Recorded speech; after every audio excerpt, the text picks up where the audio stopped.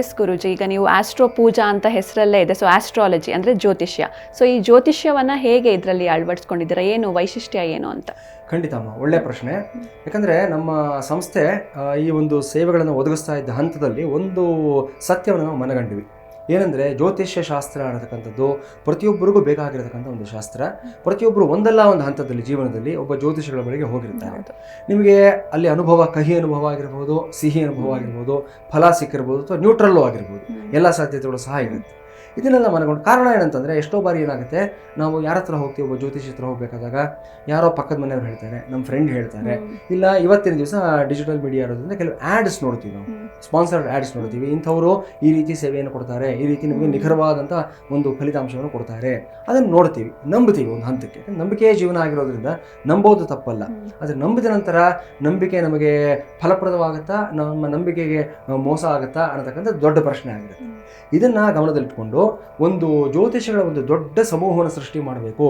ಅಂದರೆ ಎಲ್ಲರೂ ನುರಿತ ಜ್ಯೋತಿಷಿಗಳು, ಸರ್ಟಿಫೈಡ್ ಅಸ್ಟ್ರಾಲಜರ್ಸ್ ಮತ್ತು ಪಾರಂಪರಿಕವಾಗಿರ್ತಕ್ಕಂಥ ಜ್ಯೋತಿಷಿಗಳು ಯಾರ್ಯಾರಿದ್ದಾರೆ ಅವರುಗಳನ್ನೆಲ್ಲ ಒಂದೇ ಸೂರ್ಯನ ಕಡೆ ತರಬೇಕು ಅನ್ನತಕ್ಕಂಥ ನಮ್ಮ ಉದ್ದೇಶ ಆಗಿತ್ತು.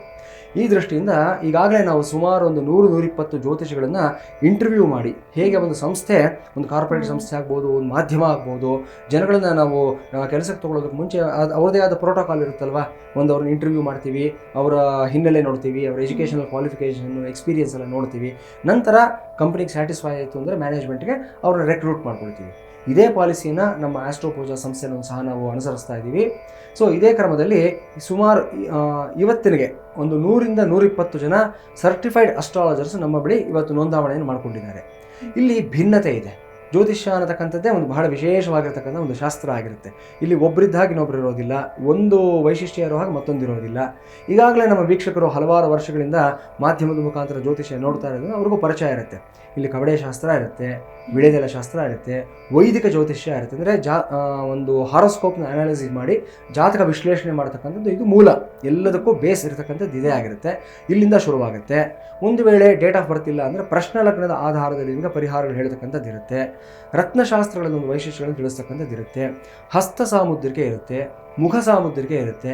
ಈ ರೀತಿ ವೈದಿಕ ಜ್ಯೋತಿಷ್ಯದಲ್ಲಿ ಬರತಕ್ಕಂಥ ಎಲ್ಲ ಪ್ರಭೇದಗಳು ಏನಿದೆ, ಆ ಎಲ್ಲ ಪ್ರಭೇದಗಳಿಗೆ ಸಂಬಂಧಪಟ್ಟಂಥ ವಿಶಿಷ್ಟವಾದ ವ್ಯಕ್ತಿಗಳನ್ನು ಒಂದೇ ಕಡೆ ಅವರ ಸೇವೆಗಳನ್ನು ಒದಗಿಸೋದಕ್ಕೆ ನಾವೊಂದು ವೇದಿಕೆಯನ್ನು ಕಲ್ಪಿಸ್ಕೊಟ್ಟಿದ್ದೀವಿ ನಾವು.